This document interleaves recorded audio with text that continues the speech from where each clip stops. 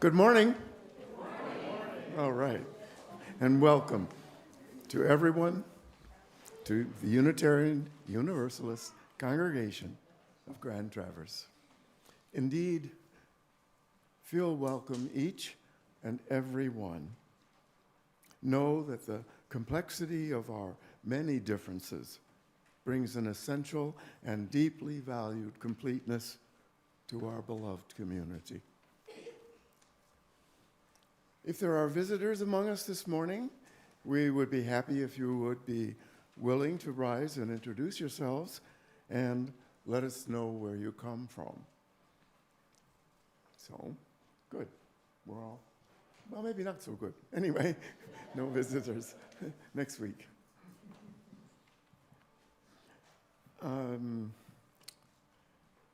Towards the front, on your left, is a book where anyone may make a special note of, at any time, of a personal joy or concern that will be read later in the service. So with that, let us begin. Marianne?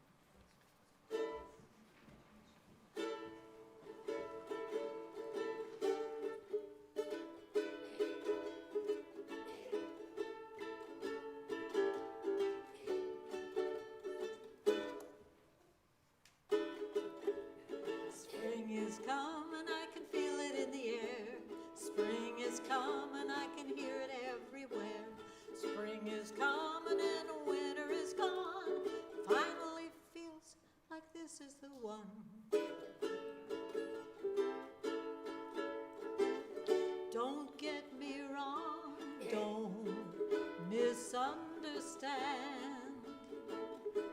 I love it when the wheat snow covers the land. Everything is bright, shining, clean and cold, but even that beauty, well, it starts to get old. There'll come a day when the dark times are gone, and I'm ready to greet the sun. Will you join me? Spring is come and I can feel it in the air. Spring is come and I can see it everywhere. Spring is coming and winter is gone. Feel like the time has finally come. Do, do, do, do, do, do, do. It's time to renew. It's a time for rebirth. When a pale green veil covers the earth,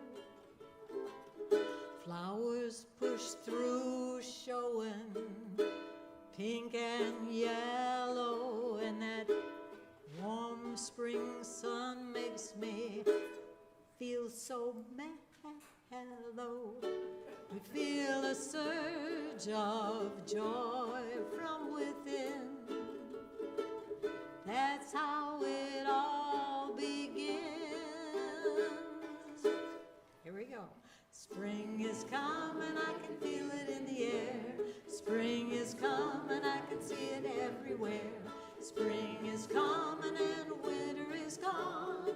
Finally feel like this is the one. Oh yeah, I finally feel like this is the one. Well, I feel like the time has finally come.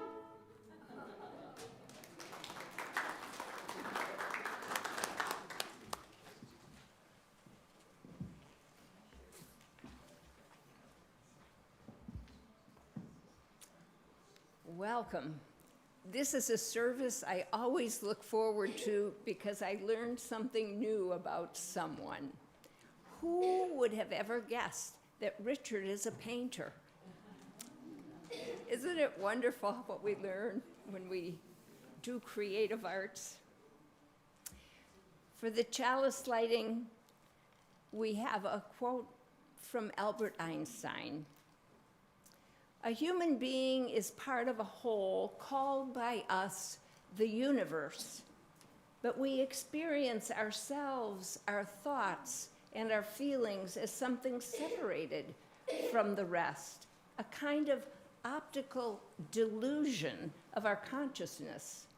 This delusion is kind of a prison for us, restricting our personal desires to affection for a few persons nearest us. Our task must be to free ourselves from that prison by widening our circle of compassion to embrace all living creatures and the whole of nature. These words describe the interdependence we celebrate today with the service on poetry, prose, music, and art. This is one of the ways we celebrate spring and the way we are interdependent, not only in our community, but in the wider world. In the Buddhist tradition, Misty will ring the singing bowl to bring our focus to right here and right now.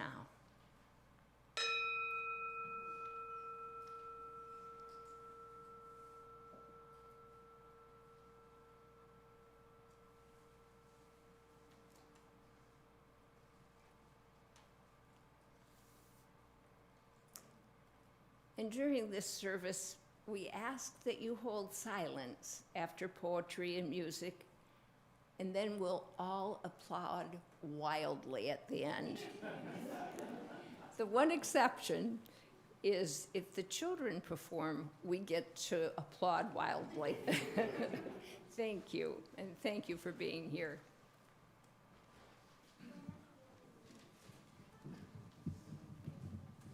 Would you please join me in singing the children's benediction?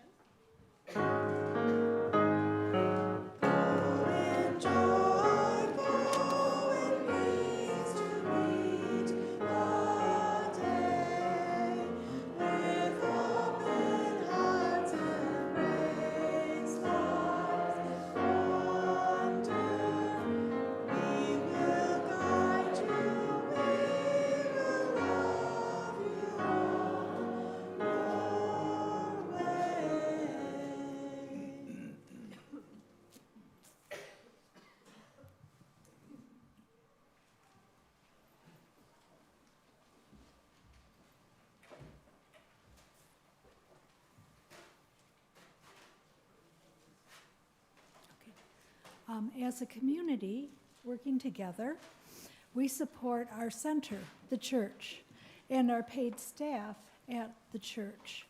We also reach out to others, people whose names that we might not know, but who live nearby and are needy. Our collection today will be taken in baskets. One side is for the church, and the other is for the extended community. For those of you watching on Zoom and those who prefer, money can also be collected in the following ways. You can mail a check, or you can visit the UUCGT website, or you can download the Vanco Mobile or the Faith Engagement app.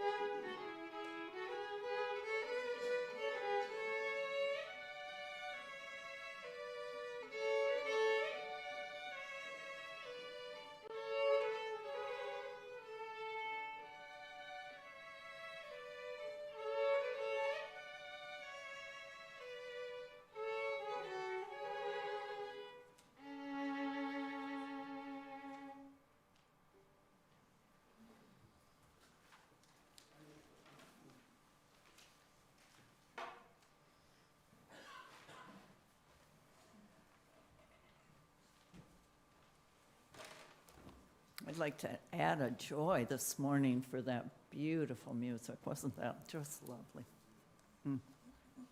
Well, here are our joys and concerns.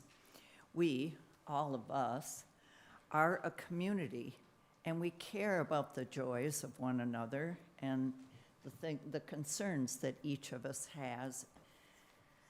One of the joys is that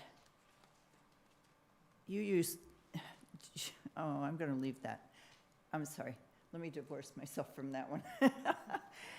Okay, Peggy Case had triple bypass surgery on Monday, and she is in Munson and will go home today, and she would love to have company today.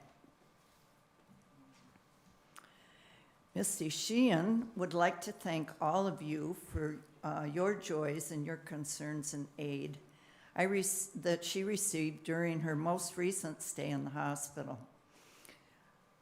Thursday, I go to the doctor and get an okay to walk around again. Yay!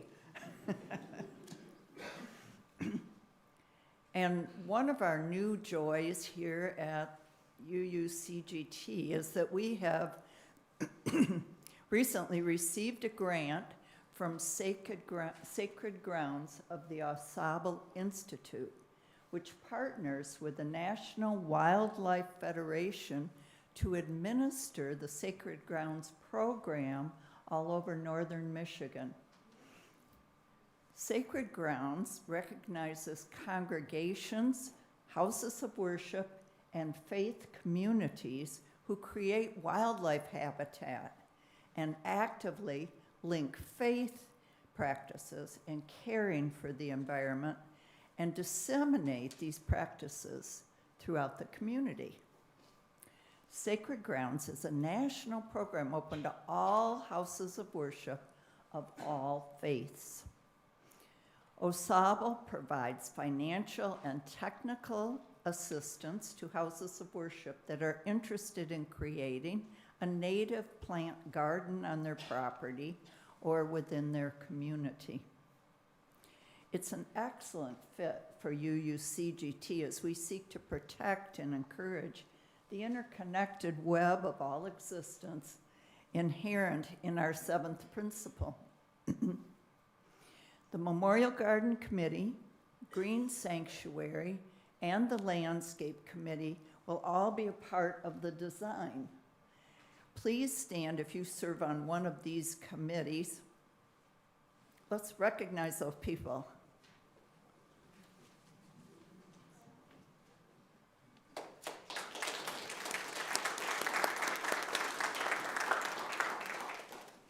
If you have a particular idea or general input to share about this project, please talk to one of these committee members or consider joining one of these interconnected communities. And as this project evolves, all will have an opportunity to share in the development, whether through use of our sacred grounds and our spaces for special activities, or by planting and maintaining these areas that will bring our joy, our spiritual selves together with nature.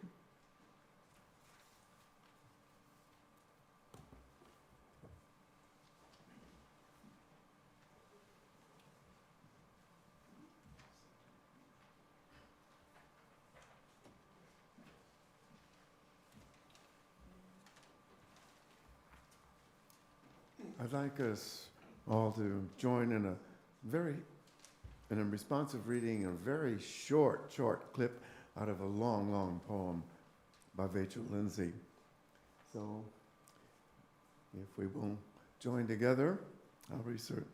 You may join in the bold-faced part. They spoke, I think, of perilous past.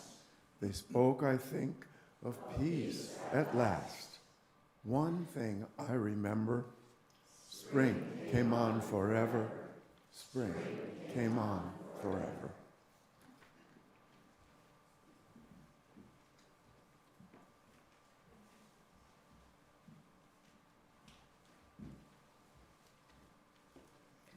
I am a weed by Cindy Pasco. I am a weed, gangly and tall, not quite right at first, not very beautiful at all. But I'm strong with a taproot that doesn't seem to end, finding connection underground, out of sight, with others I call kin. Spindly arms embracing them, reminding both of us we can thrive. Holding each other up, we survive. Wild and wonderfully sharing water, sunlight, soil. Finding places where we can be what we're supposed to be. Fighting erosion, creating oxygen, giving shelter and food to other wild things. Watching life explode around us, getting too big when we've not been noticed. Choking out others in an effort to survive. Knowing in advance what to do in case we're pulled or poisoned. We make and sow our seeds, often offer pollen to the friends some humans want to destroy. We remind our humans life is strong and fragile, able to withstand weather and trampling and torment. And when it is time to surrender, we step aside and let our natural community honor the life we give, turning us into rich, nurturing soil. New life grows again.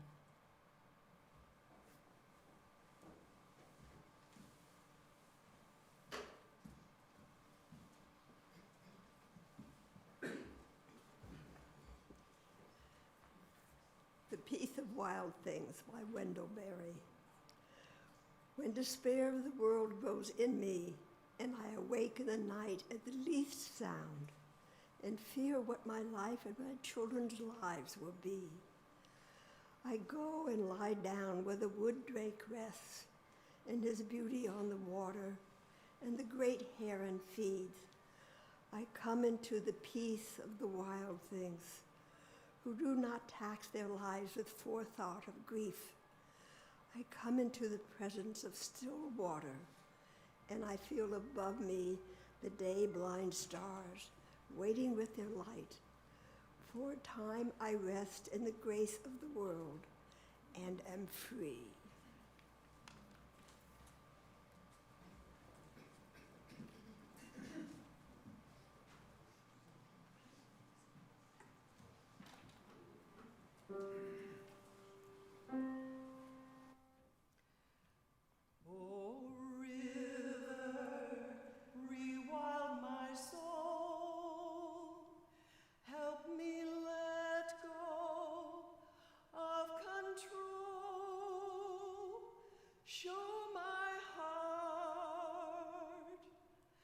To flow with ease again, I am ready. Take me in. Oh, mountain, rewild my soul. Help me let go of control. Show my heart how to lift mine eyes again. I am ready. Take me in. Oh, eagle, rewild my soul. Help me let go of control. Show my heart how to fly so free again. I am ready. Take me in. Oh, forest, rewild my soul. Help me let go of control. Show my heart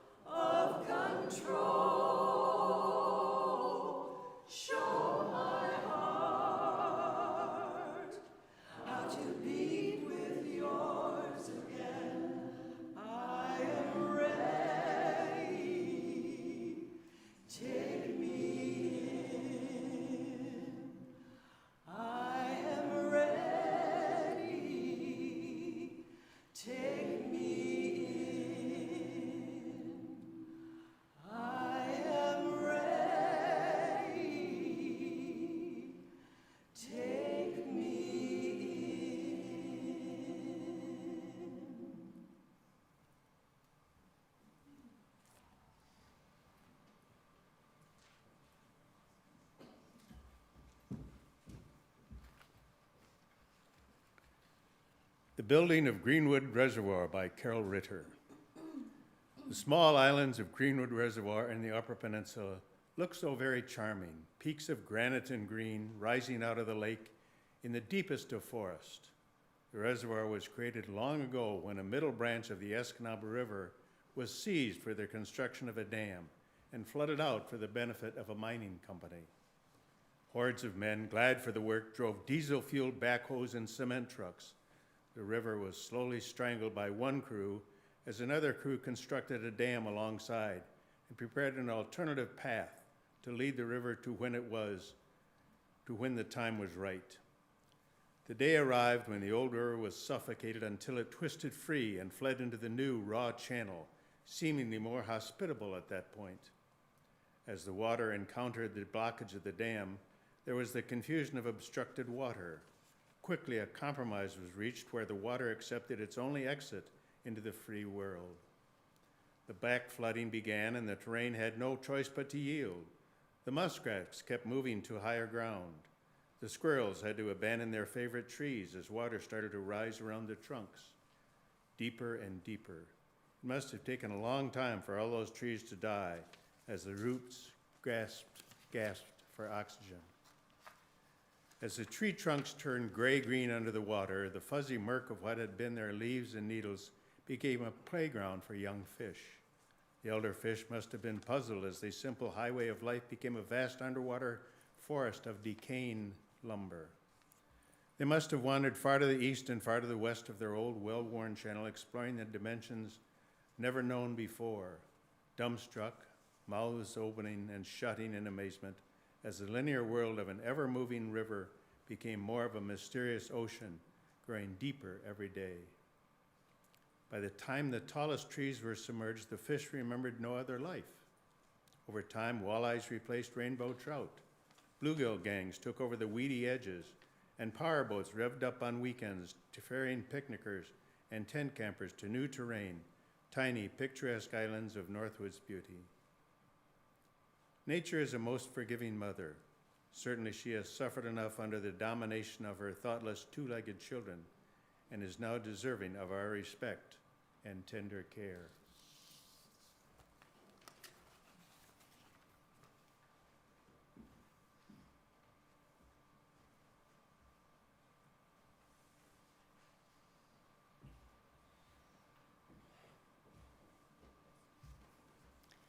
Shui Chao was a courtesan who lived in the Tang Dynasty between 1868 and 1831.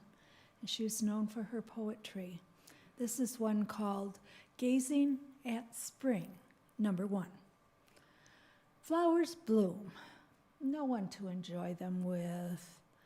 Flowers fall, no one with whom to grieve. I wonder when love's longings hit us most, is it when flowers bloom or when flowers fall?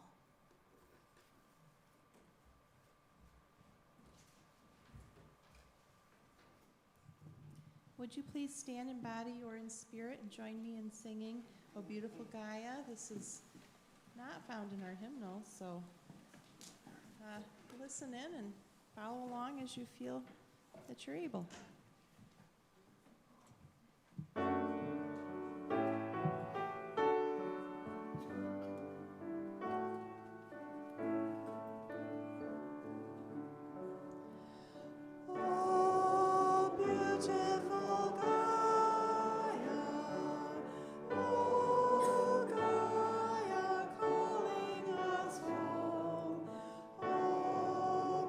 Beautiful Gaia,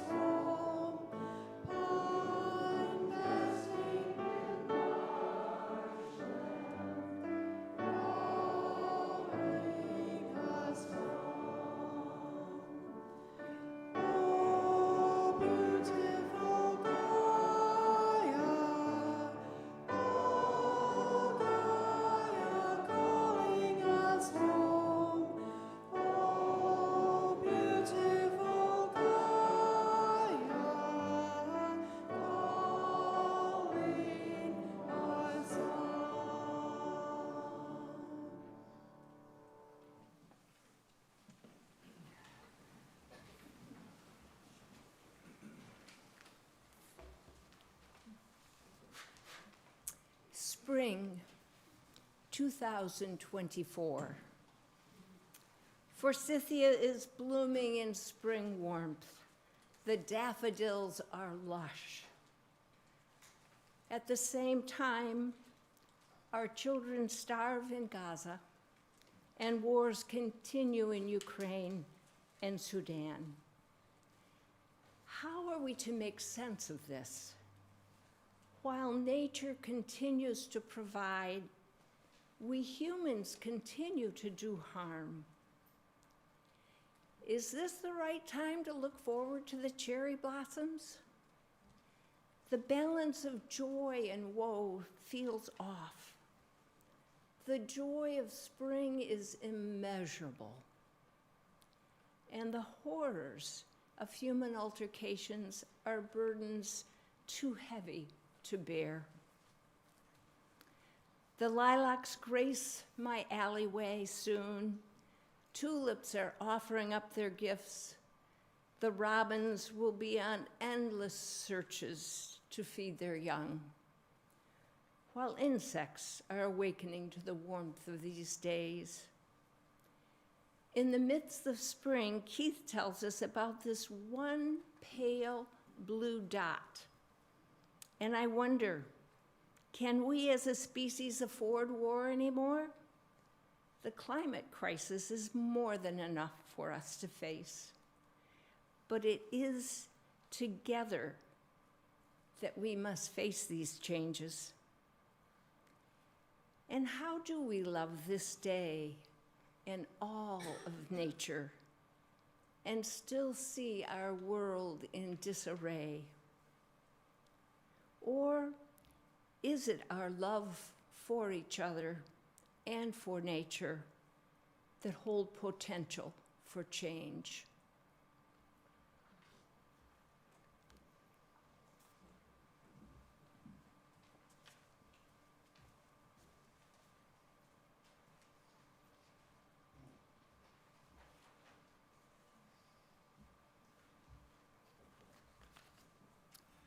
Charles Bukowski once said, "Poetry is what happens when nothing else can." And this is what happened to me when I was sitting in the memorial garden in the UU Church in Sarasota, Florida. Garden memories. The ashes of our ancestors rest peacefully in the earth of the garden. Their multitude of memories lost, hopes and dreams, joys and sorrows, different yet much alike. Those that fertilize the garden of our minds, the foliage reaches skyward.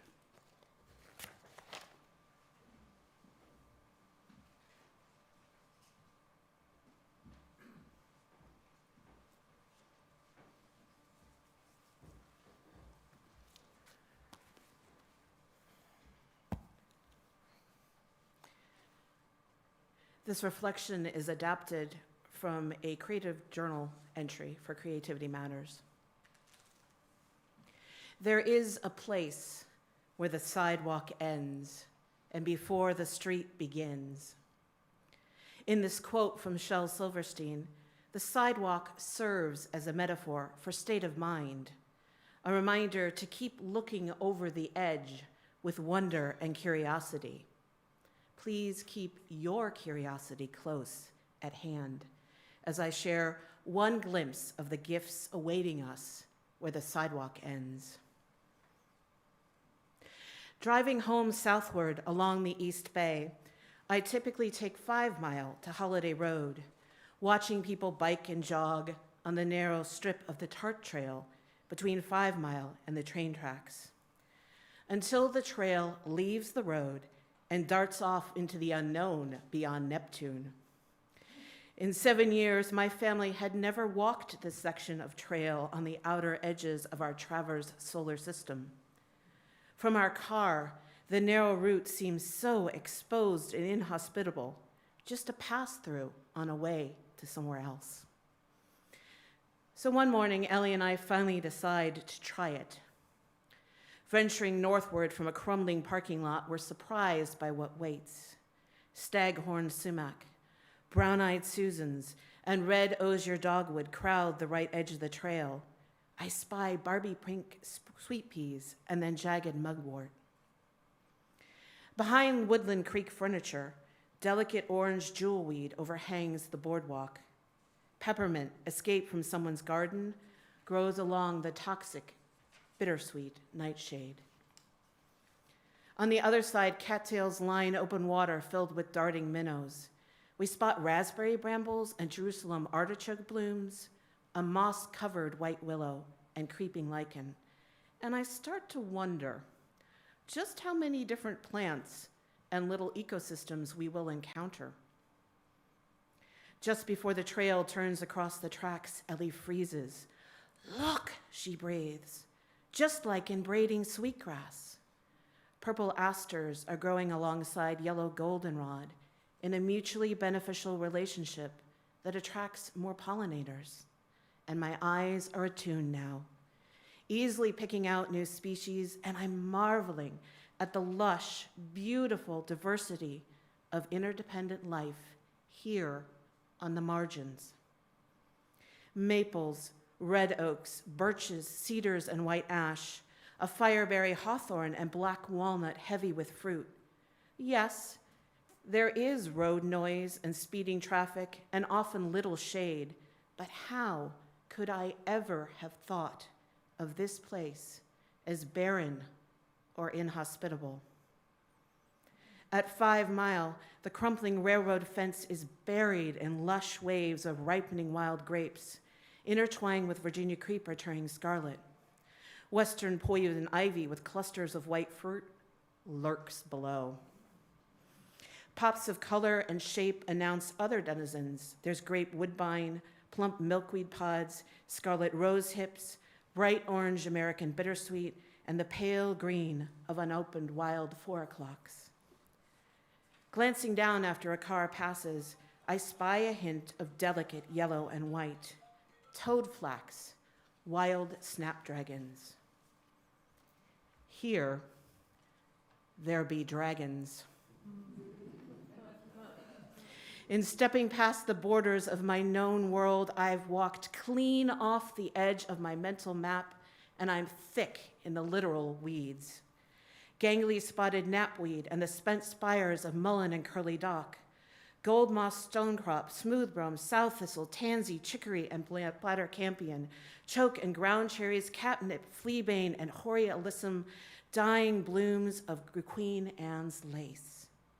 They welcome us into this thriving edge space, and for the first time, I'm moving slowly enough to take in its lessons about beauty and interdependence.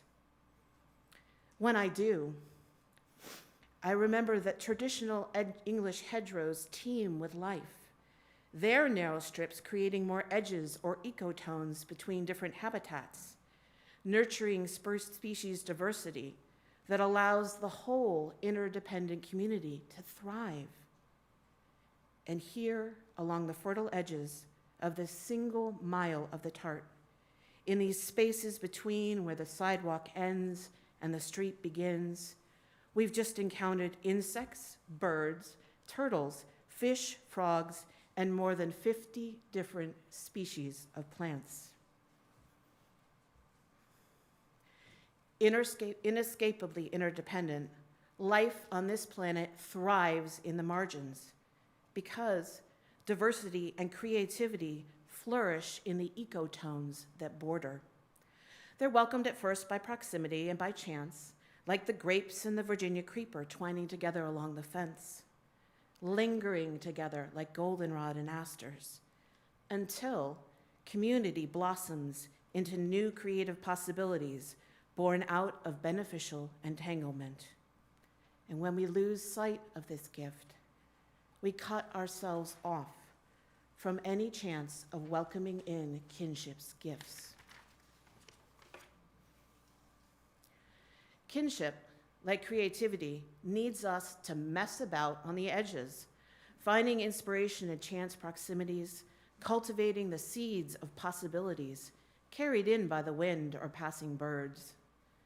Nurturing healthy kinship means opening ourselves to a deeper knowing of the edges of our own maps and where they intersect with others, other humans and other species.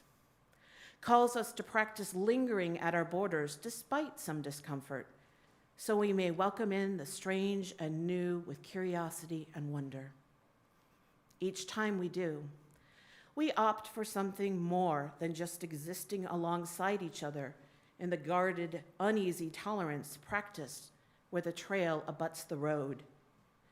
We move beyond assimilation or commodification of others and into a new incarnation of we, one only possible when communities, like ecosystems, embody the full range of voices and gifts present. Walkers and runners and cyclists and drivers, grapevines, western poison ivy, chicory, and wild snapdragons. Embracing each other and all of our growing edges, accepting the mutual responsibilities of interdependent kinship, we care for the resilient web created by our wild and beautiful, gloriously unruly diversity of being, and we thrive.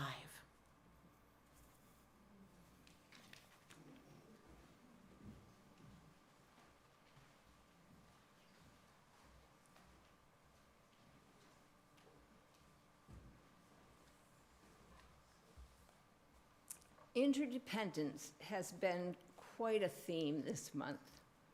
We started with a beautiful presentation by Keith Anderson that reminded us of our place in the universe, that tiny light blue dot.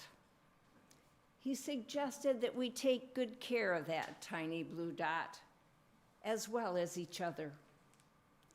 He described interdependence on a universal scale, but then brought us back to our interactions with each other and our care for the interconnected web. Then Reverend Alex suggested that our stories connect us or divide us. He described how Joseph Campbell warned about being bogged down by the denotation of religious texts instead of the connotations. And then we heard about the plagues and Passover and the idea that, wow, maybe when one part of the interconnected web is damaged, the whole web feels the consequences. Today we celebrate all we've learned about interdependence as we care for our tiny blue dot, and we celebrate the tilting of our northern hemisphere towards more light. The song the VE will sing next is "Can We Sing the Darkness to Light?" So many of us are concerned with the divisiveness that has poured like boiling water into the pool of our political lives. It hinders our hope for urgency on climate change, on gun control, on voting rights, and a long list of other priorities. Today we honor our interconnectedness. Today we look to the season of more light. And today we remain engaged to bring humanity like a bright light back into our communities. Can Mercy's eyes see the human face? Can we sing the darkness to light? It could be beautiful.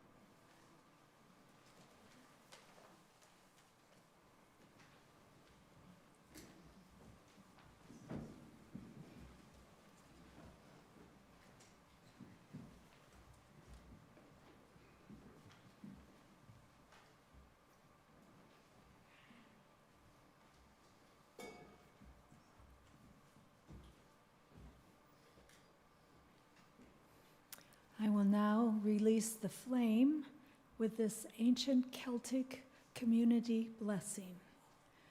Deep peace to you in the moving winds today.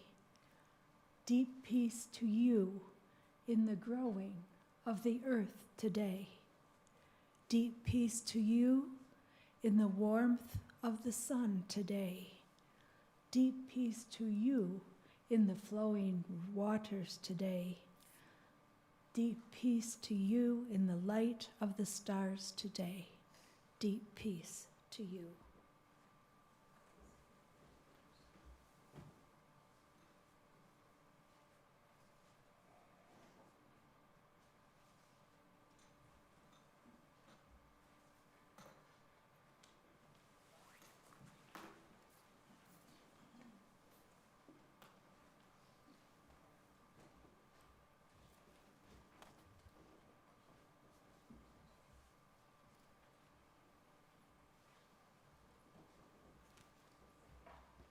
We conclude with a collaborative poem.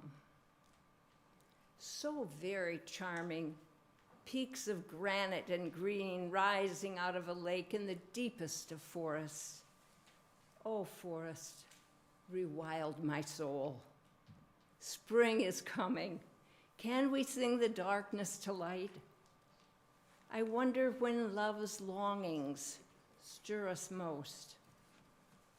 Our task must be to ever widen our circle of compassion, to embrace all living creatures and the whole of nature. I go and lie down where the wood drake rests in his beauty on the water, and the great heron feeds. Loon nesting in marshlands, oh Gaia, calling us home. I'm strong with a taproot that doesn't seem to end. Is it our love for each other and nature that hold potential for change? One thing I remember, spring came on forever. Fertilize the garden of our own minds, the foliage reaches skyward. Embracing each other in all our growing edges, accepting the mutual responsibilities of interdependent kinship. We care for the resilient web created by our wild and beautiful, gloriously unruly diversity of being, and we thrive with the whole world in our hands.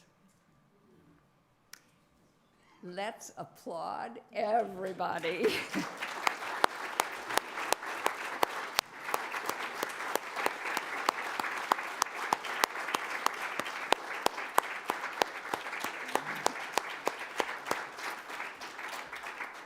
And we have two announcements, the first from Mike from Social Justice Committee, and then from Bill with the Arts Committee.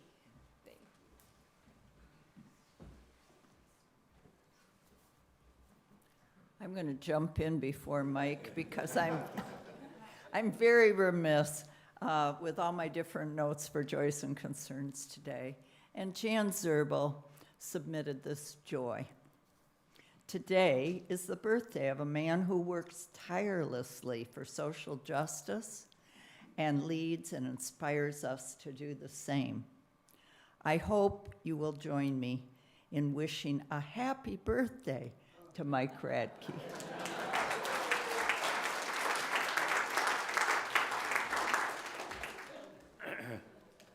Jan will pay for that.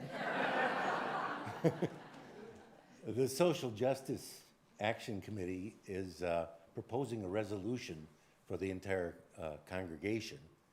This is a resolution for us to all be engaged in influencing positively a vote this year at the national, state, and local levels.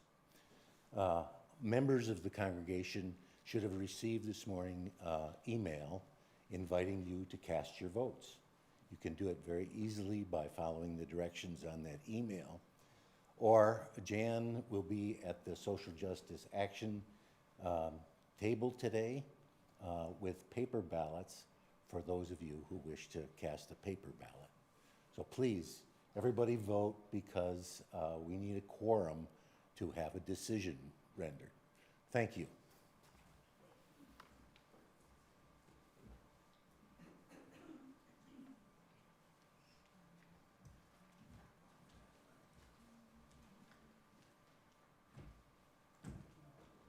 Real briefly, Amanda and I are co-chairs of the Art and Exhibition Committee, and we are going to be taking my show down, which has been in the art hallway for the last couple of months. And we are wanting to cast a wide net to bring in contributions of art from the whole congregation. And as we've seen, there's a lot of really great artistic talent, and we would inviting anybody who has a painting that they've done, a painting that they have that really speaks to them and moves them, to share it for the next exhibition, which is going to start in a couple of weeks, and it'll run through the summertime through Labor Day. So if you have something that you would be willing to part with for a few months and hang it here in the building, let one of us know. Who else is Chuck and Ellie are in the committee. Would you stand so everybody knows who you are?